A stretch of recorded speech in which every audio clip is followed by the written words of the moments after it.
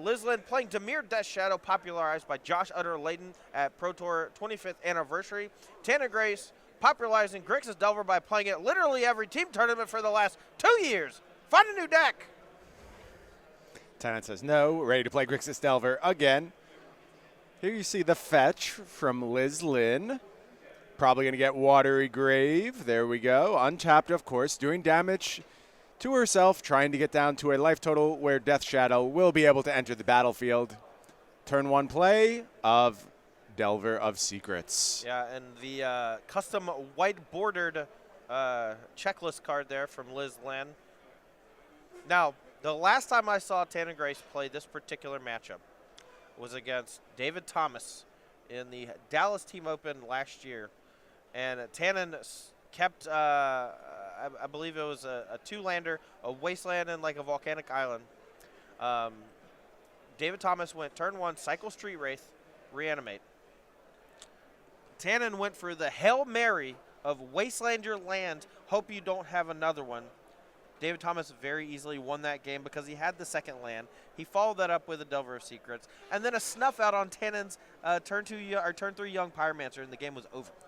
Yeah, I think this match can be snowbally like that. It's got very potent threats on both sides, ways to keep the opponent off the battlefield. So you could potentially see a game like that, or you could see a slugfest. It kind of goes one of two ways, honestly. Right, and that was a previous build of Grixis Delver. You know, things have changed since then. The deck has gone a little more heavy usually on Gurmag Angler, a little bit lighter on the more expensive spells. 4 copies of Gurmag Angler here from Tanner Grace could be the make or break point in this matchup. Here you see a Thoughtseize from Tannen Grace. Considering options, we see a Delver of Secrets, Street Wraith, and Stubborn Denial on Liz's side. Looks like Tannen's going to take the Delver here, and he does. Yeah, just eliminating those threats one at a time so it puts less stress on his removal spells. That Stubborn Denial, if Liz is able to assemble a 5/5 Death Shadow or a Gurmag Angler of their own, it's going to be a great way to protect that threat. Liz does find the blind Delver flip here. I think that was a Stifle, possibly? It's tough with these the Amonkhet invocations. Very difficult to spot them. We'll have to wait and see when Liz actually casts the card. Yeah. So that cycle of the Street Wraith here, that's going to put Liz down to 15 life. Looks like it is a Thoughtseize. A Thoughtseize. We're going to take care obviously of either the Young Pyromancer or the Gurmag Angler here. Tannen's hand not very good. If Liz actually finds an answer to Young Pyromancer, this could be all she wrote.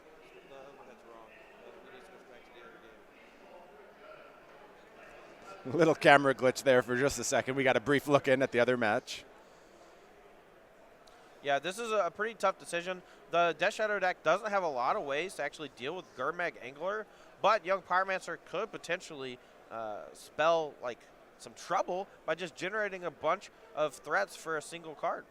And Liz agrees. She's going to take the Young Pyromancer despite the big body of Gurmag Angler, just saying I'll find an answer eventually.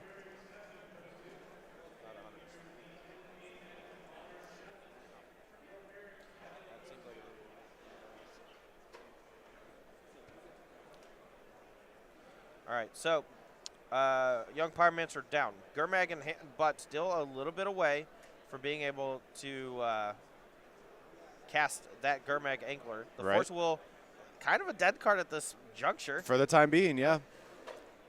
But Liz is already down pretty low, just dealing a lot of damage with Fetch Lands, Thoughtseize, Street Wraith. Looks like a Force Will can be paired nicely, actually, with the Stubborn Denial in hand. Indeed. To be an answer for that Gurmag Angler should Tannen have a lucky sequence next turn that gets that Gurmag onto the stack. And I think Liz agreed and picked up that card. Yep, there you see the Force of Will in hand for Liz. Could be a nasty surprise waiting for Tannen. Yeah, Tannen, looks like drew Ponder for the turn. Could cast that, start digging for something like a Lightning Bolt to cast off of the Volcanic Island. Could also just go for a Wasteland to kind of slow down the mana development from Liz's side of things. Not really sure what line he's going to take here. My gut, though, says go for the Lightning Bolt, cast a Ponder off of the Underground Sea. He has a tilt towards red for his removal. 1 a copy of a Braid and 2 copies of Lightning Bolt, and definitely needs to find one of those here to take care of that Delver of Secrets. So Tannen is going to cast the Ponder. Looks like a Brainstorm, a Daze, and a Fetch Land on top. Tannen's going to have a think, taking a look back at his hand.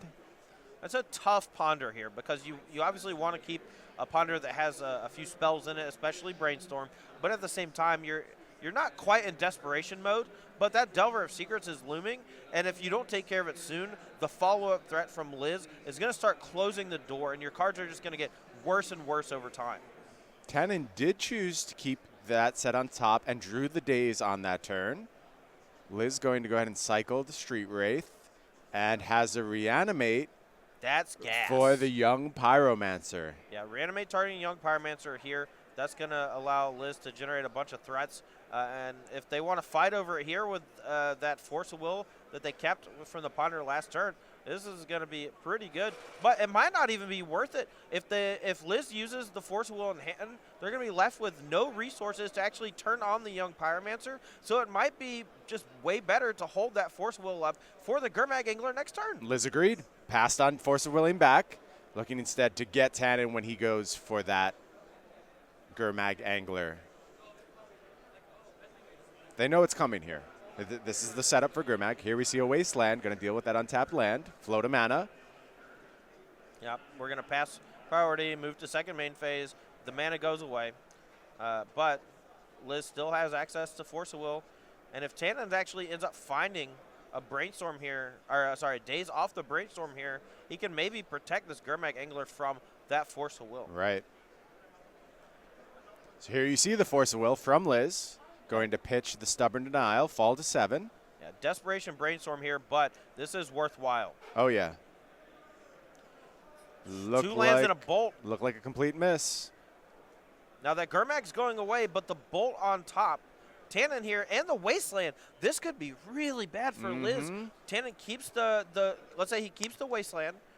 Next turn, that means he's Thoughtseize or discard proof, correct. Right? Next turn, draws the Wasteland, goes Wasteland your last land, Bolt your Delver, and leave you with nothing. Yeah. Literally nothing. Yeah, that leaves Liz very vulnerable. She's absolutely looking at the top of the deck right now to see what's available. Life totals will be even after this next attack. Tannen falling to 7. Death Shadow, something, anything, no! Death Shadow would be bonkers there. And it's all coming crashing down. Yeah, things could really get out of control fast here. Tannen has the Bolt. There goes Delver. Liz with no permanence in play. That's a tough spot to be. Basic Swamp, though, that is not a bad draw. That allows Liz to cast any of those black threats here. And Death Shadow off the top. Coming off the top of 6/6. That's bigger than everything in Tannen's deck. Beautiful draw from the Liz. Head Scratcher. How'd it go so wrong? Liz had no permanence. Tannen has the Delver, looking to buy a little time, but Death Shadow is a potent threat from Liz. That is the face of a beaten man. I think we now have Force of Will possibly active. I know the Force of Will is in hand. I don't know if there's a second blue card. I think it is Force of Will blue card in hand. Wow. Wow. What a string of kind draws. Top of the deck.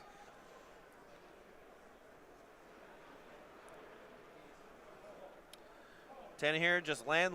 Just fetch lands, at yeah. 1. Going to have to chump block with Delver, and I do not believe Tannen actually has any sequence of draws here that gets him out. Brainstorm is a good start. And a Gurmag. How about the big fish, Todd? Does that change anything? Whoo, baby. Yeah, I do not believe Tannen has any combination here that Remember what I would said change the about situation. rooting for decks that I like to play? Oh, yeah. Do you have any bias towards Death Shadow at all, Todd? I like Death Shadow quite a bit. I'm over here fanning Todd right now. He's literally sweating with excitement. No, Nick's on the sideboard just with a pizza box. Just trying to keep Todd from overheating as he gets excited over Death Shadow. That was a really interesting game, though, and a really exciting spot for Liz. Thought the early game was played very well. Yes. Got into a position where certainly the top of the deck had to be kind, but it was there. Yeah, and I mean, there was a point where they were both at 7 life. Liz with 1 card in hand, no permanence. Right.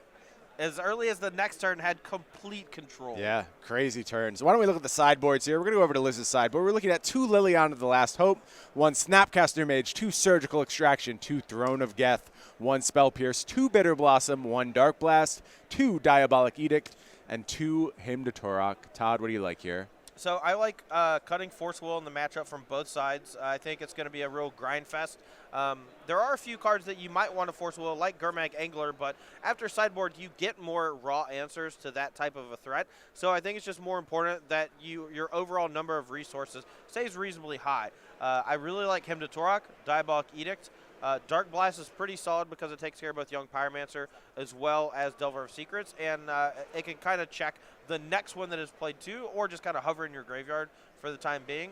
Not a huge fan of Bitter Blossom, but in the right spot, it could be very good. The problem with Bitter Blossom in this matchup is if your opponent plays a True Name Nemesis, it races Bitter Blossom very easily, and with you dealing yourself a lot of damage, it's possible that Bitter Blossom just deals you the last few points and can't quite close the game. I like Bitter Blossom a lot against Swords to Plowshare matchups, right. Not necessarily here.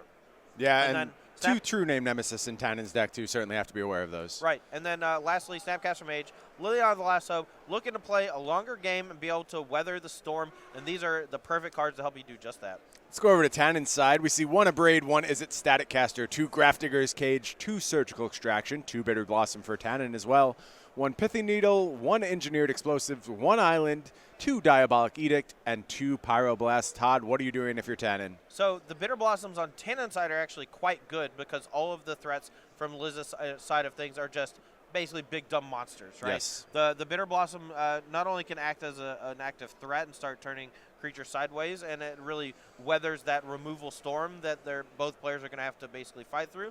But at the same time, it can also chump block Giant Death Shadows, Giant Gurmag Anglers forever, and there are no True Name Nemesis from Liz's side of things. So I like the Bitter Blossoms. Kind of looking at the rest of it, the Engineered Explosive is a good way for Tannen to be able to deal with Death Shadow because he has no other real ways to deal with it other than those 2 Diabolic Edicts. And then, of course, Pyroblast is great in any blue matchup as a counter to Brainstorm.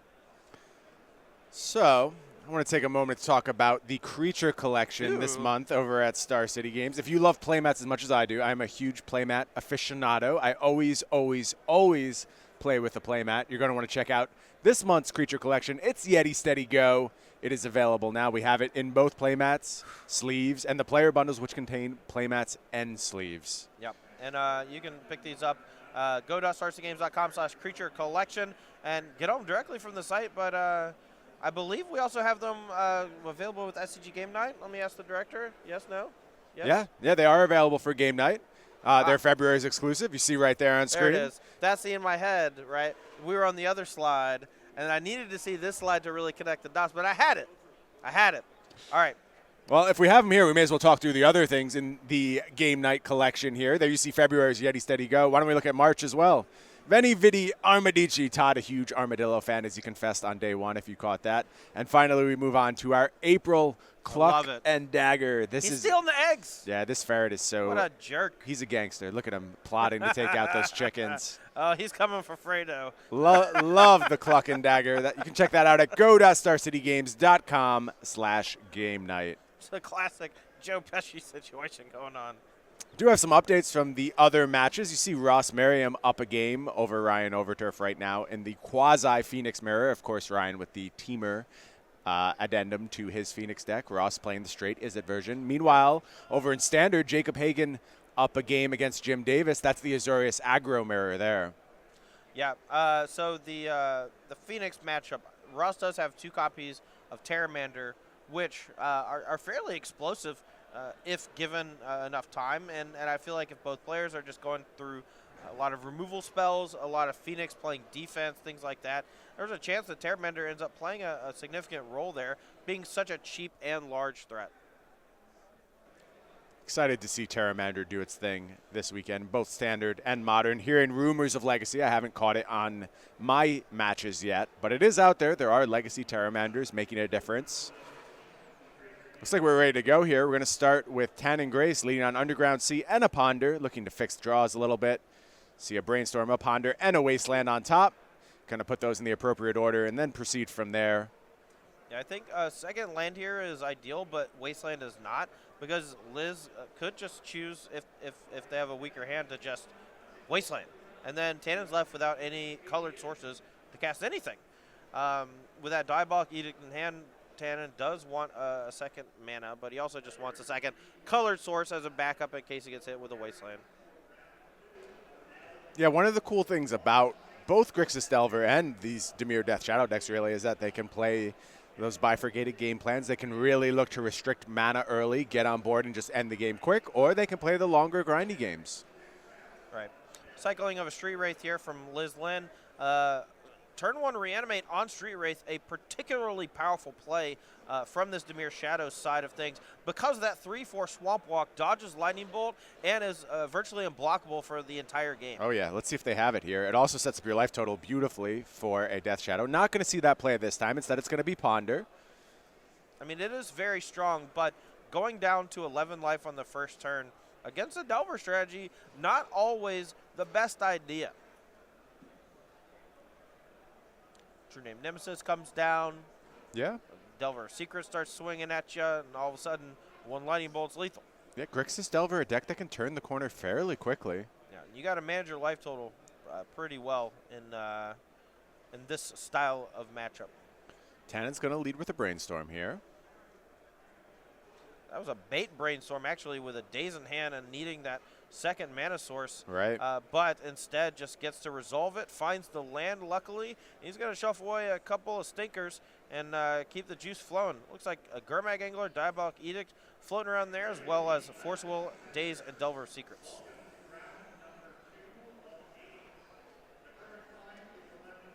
Tannen with the classic legacy play, Brainstorm into fetch land. One of the reasons players love this format so much, that combination of cards. I want to point out a really interesting development from the Grixis Delver decks.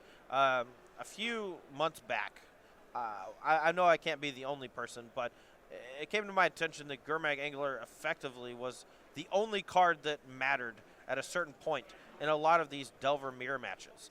And in order to facilitate being able to play more than just 2 copies, Tannen has actually gone the route of playing 4 copies of Thought Scour in the main deck to complement his 4 Gurmag Angler. This is something we've seen a lot before in Modern, not so much in Legacy.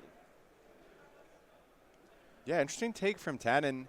I mean, I hate that my brain does these repeated patterns over and over, but as soon as I see those Thought Scours, I start thinking Terramanders. If your 5/5 matters for Gurmag Angler, why not explore the Terramander angle as well? That's a little bit harder to turn on, but I definitely get what you're saying.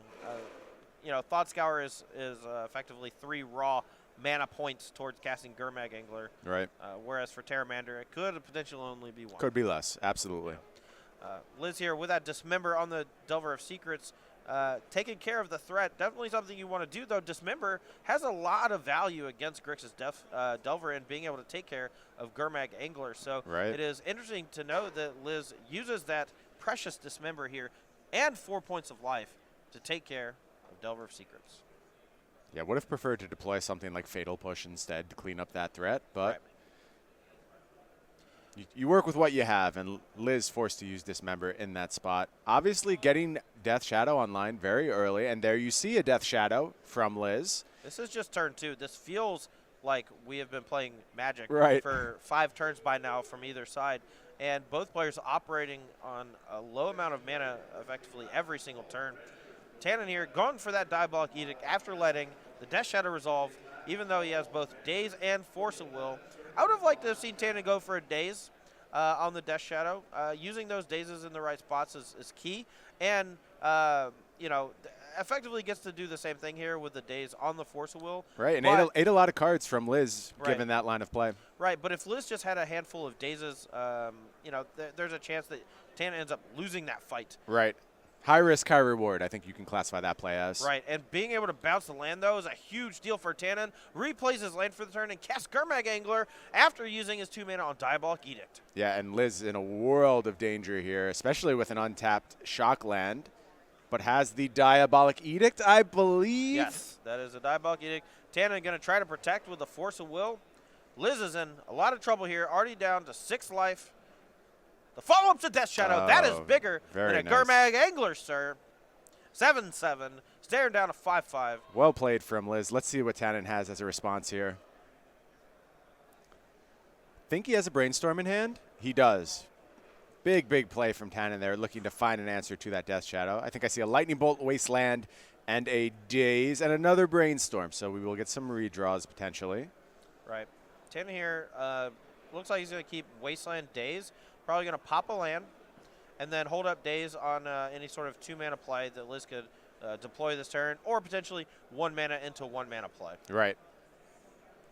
Delver of Secrets, the pickup for Liz on the draw step. Looks like a Street Wraith hanging out over there. Not a huge fan of cycling that at the moment. Right. But an attack here for 7, followed by a Delver of Secrets. Looks like it could be the play. Starting to do a little racing from Liz. Yeah, I like this point of trying to turn the corner here. Delver of Secrets in a pinch could opt to chump block. But with Tannen not currently having access to red mana, it's possible that that Liz could just take the hit to the face, hope Tannen doesn't have Bolt plus red mana off this Brainstorm.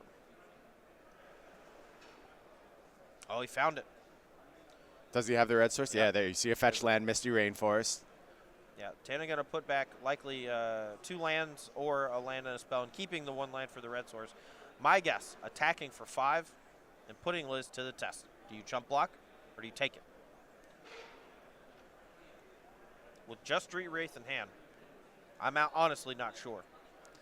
Yeah, it's a difficult decision for Liz because obviously you're thinking lethal on the swing back from your huge Death Shadow, but you have to sense something is up from Tannen at that point. He's not going to leave himself dead to just the return attack from the Death Shadow. Right, and it could be just a blocker, but the worst case scenario here is Bolt. Right. Let's see if Liz finds the block here. If Liz takes the hit here, game's over. We're going to game 3. I would be very suspicious on Liz's side. I mean, the downside is if it's just something like Delver of Secrets, right? Right. You know, and you have to figure out, can I actually win the game if I chump block with this Delver of Secrets? Very good point. And sometimes the answer is just no. Right. But in this spot with the 1 card in hand, it's just a Street Wraith. You know, you can chump block, turn that Street Wraith into a different card still, sitting at 4 life instead of 3 or less. A gut-churning decision from Liz here. We know the outcome if she chooses not to block. Impossible to know in Liz's spot. And I do think they've chosen to take the damage and is going to be lightning bolted out of the game. A really tough spot for Liz to decode exactly what was going on Tannen's side there. Obviously, the red mana completely disguised. Yeah, that is an aggressive no block. That is the type of play that I think great players can make. Don't play scared, play to win. Right, right. There's, again, risk-reward. And I think this matchup really encapsulates that risk-reward principle. There's all kinds of these micro decisions that are putting you in vulnerable ranges and leaving you with difficult decisions, and you really have to figure out how to get the most out of your cards and take the risks at the right time. Right. Any changes you want to discuss for sideboarding here with players alternating the play and draw, or you think things are pretty static regardless of which side you're on? Yeah, I think that things mostly stay the same. The way the games play out, they're just going to be, again, a resource battle from either side. A lot of wastelands, a lot of 1-for-1 removal.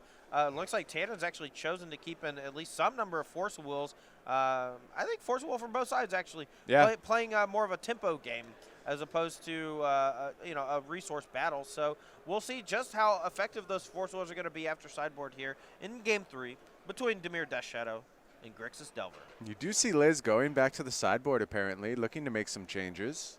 It's possible that on the draw, Liz didn't want him to Turok because it's so bad against Daze. Right. But on the play, it's so easy to defend and such a powerful effect that you absolutely want it. But I could see, basically lowering the curve when you're on the draw to make sure you can maximize the amount of spells you play. Whereas on the play, you want the most raw, powerful spells you can play.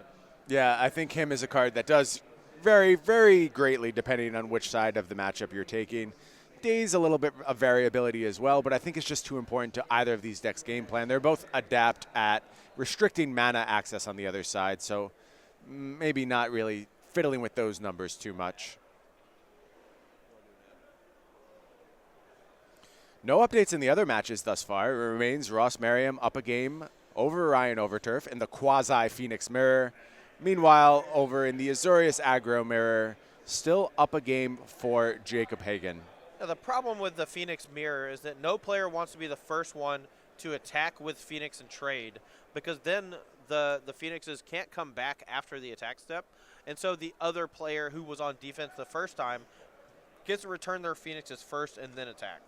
So there could be a lot of sitting on your hands, waiting for the opponent to do something, digging for specifically thing in the ice or an answer for said thing in the ice. See a good show of sportsmanship there from Liz and Tannen, giving each other a little fist bump between rounds, saying well played on both sides. That's Tannen, just fist bumping all over the place. Ooh. Well, I mean, if he's basically a walking fist bump emoji. That is one of the most interesting descriptions of a human being I've ever heard in my life. A walking fist bump emoji. I'm not taking points away for accuracy. I think you nailed it, but I don't know that I've ever heard that before. Me, I'm somewhere between the frustrated blowing smoke out my nose one and the salt emoji. Somewhere in the middle there. I've never considered my personal emoji. I'll think about it. I'll come back in a few rounds. String. Everyone is a string. Okay. Very few people are one, Tannen, fist bump. That's it. Looks like we have a result from the modern match. Ryan has evened the match up. Game apiece. A lot more contentious round here in round 11 than what we saw in round 10. Very close match for all sides. Yeah, no clean sweeps happening here. Game 3 here for both Tannen and Liz's match, as well as Ross and Ryan. I do think Liz took a mulligan here. I think they're going to be opening on 6 as opposed to 7.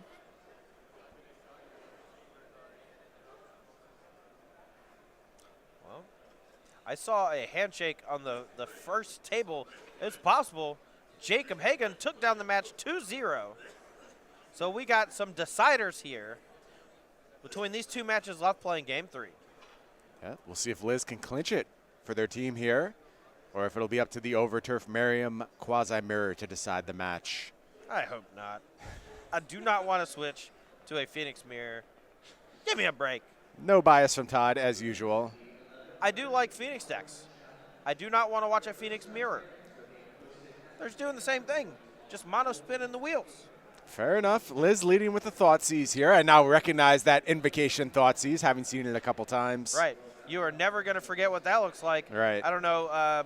It kind of looks like the dude from Power Rangers that was the big dog thing. Do you remember what I'm talking about? I think I'm too old for Power Rangers. I was kind of like, well, I'm 36. It was kind of like, yeah, it was kind of just happening when I had aged out of it. Moltar, the gold one? Is that it? Doing nothing for me, Todd. Okay. Nothing. Right. Actual nothing. That, to me, looks like some kind of scary bat creature. That's how I'll always remember it. Right now it does, but when you're, when it's far away, kind of looks like Moltar. Or Goldtar? I don't know, man. I'm going to take your word for it. Passing back to Tannen here, we do see Underground Sea and a Ponder. Going to look to fix the draw a bit on Tannen's side. Looks like Underground Sea, Lightning Bolt, and didn't quite catch the third card.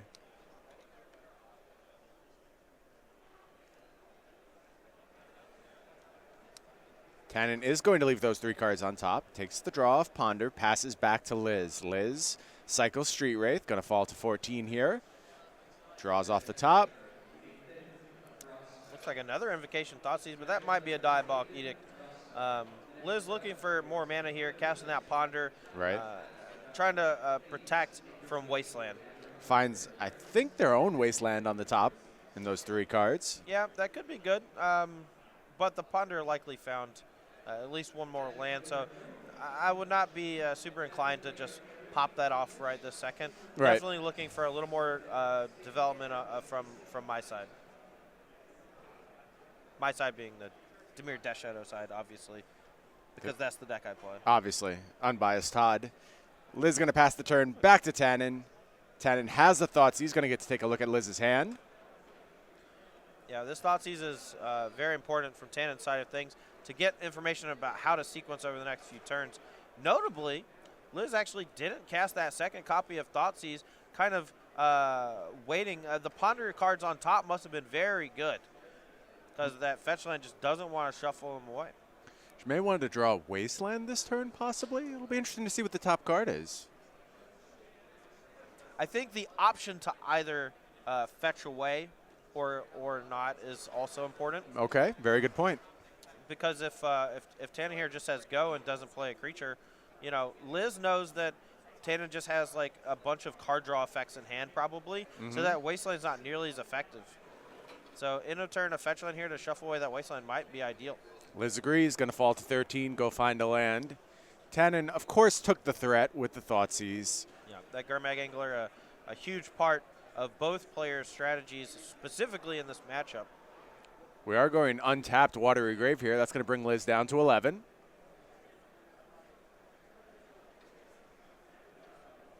Now Tannen here with access to a Brainstorm, one of the most powerful cards Legacy has to offer. At any point, he draws a useless discard spell. You know, extra Force of Will, an extra Daze if Liz has a bunch of land drops. He can shuffle those away. Liz doesn't have access to Brainstorm just yet, but 4 copies in the deck, could find it soon, and we could have a real slugfest of a game over the next few turns. That Dark Blast from Liz's side can make sure that something like Delver of Secrets, a young Pyromancer, doesn't really get off the ground, as well as the Thoughtseize can strip Tannen of a potentially large threat next turn like a Gurmag Angler. Yeah, Tannen, I think, knows he's likely to face Thoughtseize this turn, having seen it with his own Thoughtseize, possibly wanting to use the Brainstorm to protect that. But Liz actually just going to pass, no play. Yeah, there's something to be said about casting a Thoughtseize into a known Brainstorm. Right. And if Liz casts that Thoughtseize there, Tannen gets to cast the Brainstorm and then protect both of his most important cards on top of the deck. Choosing not to do the Thoughtseize there from Liz's side, I think, is a very smart play. I agree. It's going to work out well. Tannen, though, did find a second copy of Brainstorm. Unfortunately for Liz, showed good patience with the Thoughtseize, but may not get rewarded for it. Depends what Tannen does here. Interesting, Liz actually didn't play the Swamp either.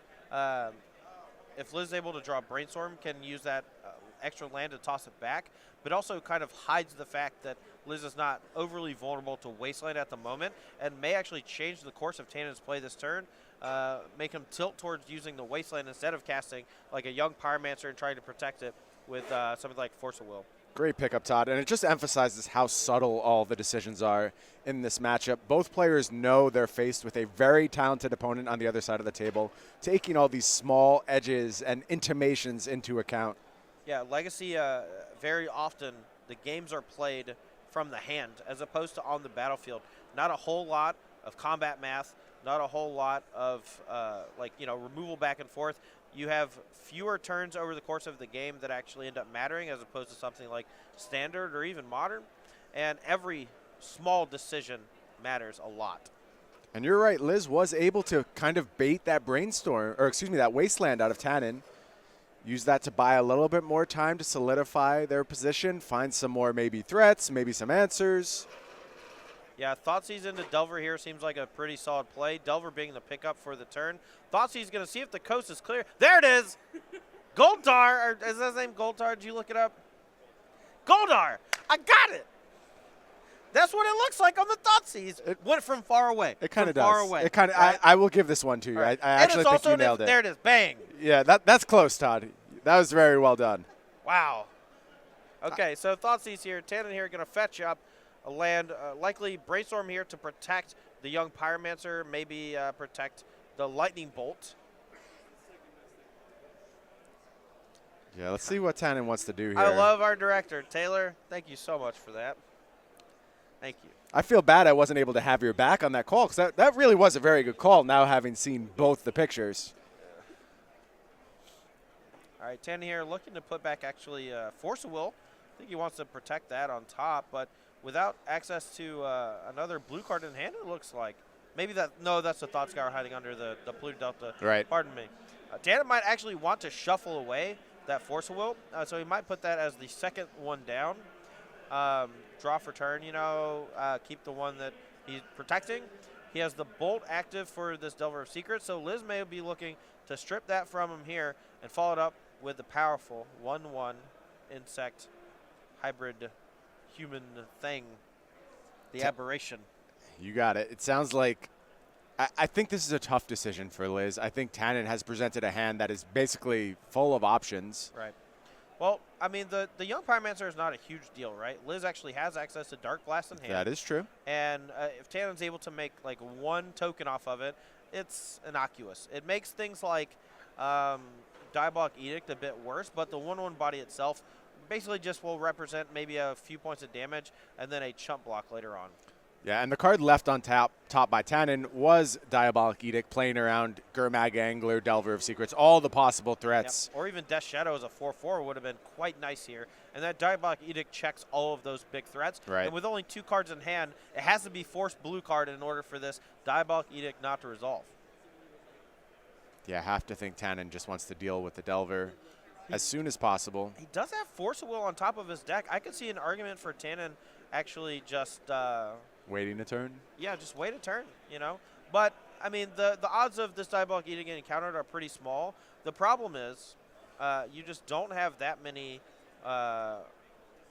Ooh, this is the decider apparently. Ross Merriam taking down his match against Ryan Overturf. This is for all the marbles.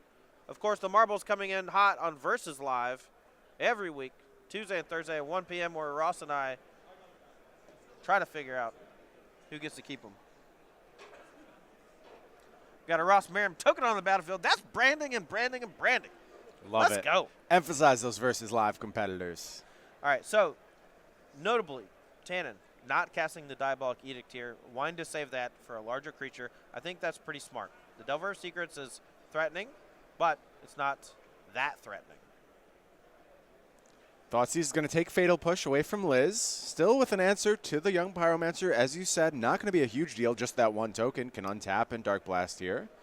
Wow. Delver going to flip from Brainstorm. Excellent card off the top of the deck for Liz. Yeah, Liz doesn't really want to cast that, though. Wants to put an emphasis on this Dark Blast to take care of that Young Pyromancer. For sure. That Brainstorm is a lot better when you have 1-2 other cards in hand that you can kind of shuffle away with a fetch land. Yep. Over on Tannen's side, going to take a draw. Draws a Brainstorm of his own. Hand now Thought Scour, Brainstorm, and Diabolic Edict. Nice looking little hand for Tannen. Yeah, I like just going for the Edict here. Your life total is in a bit of jeopardy. You know you have pertinent information now with that Thoughtseize. You know that there's no giant creature looming. But that can change in a hurry. Yeah. Liz untaps, gets to draw, cast Brainstorm, and any big threats that Liz is able to find, she can deploy for 1 mana very easily. Absolutely. That looks like a Death Shadow off the top. Whew. It wasn't. Sometimes things are not as they appear. Liz going to pass the turn back to Tannen. This small elemental token looking to be the clock to end Liz's game, and given all the damage Liz has taken from mostly their mana base as well as Thoughtseizes and the like, it doesn't take long for this elemental remaining on the battlefield to really put Liz under some severe pressure. Right, but at the same time, every point of damage you deal to the Death Shadow deck actually makes Bigger those Death Shadow. Shadows bigger. Yeah. Very good point. So Tannen actually had a pretty interesting decision here. If he goes end of turn Brainstorm, he can actually use a Thought Scour to reset the top of his deck if the 2 cards he puts back are bad. Instead opts to just burn the Thought Scour, fills up his graveyard a little bit in case he draws Gurmag. Now we're going to use basically a fully powered Brainstorm with a fetch land and a bunch of mana to use. Finding some protection for that elemental token in the form of Force of Will. I'm pretty sure he found a Gurmag Angler too. Oh boy. Oh boy, he did. Yeah, it's time to go for a ride. And the big fish is coming out to play. Things have swung dramatically in Tannen's favor right now. Liz still with options, Brainstorm in hand, going to get a look at some other cards in the coming turns, but the clock is now ticking. Yeah, but I'm pretty sure that the last 2 cards in Tannen's hand are Force of Will blue card, so it's going to take a heck of a lot for Liz to get out of this one at just 7 life. If Liz goes for a Brainstorm here, finds Force of Will blue card, puts Liz down to 6, Force of Will from Tannen effectively closes the game.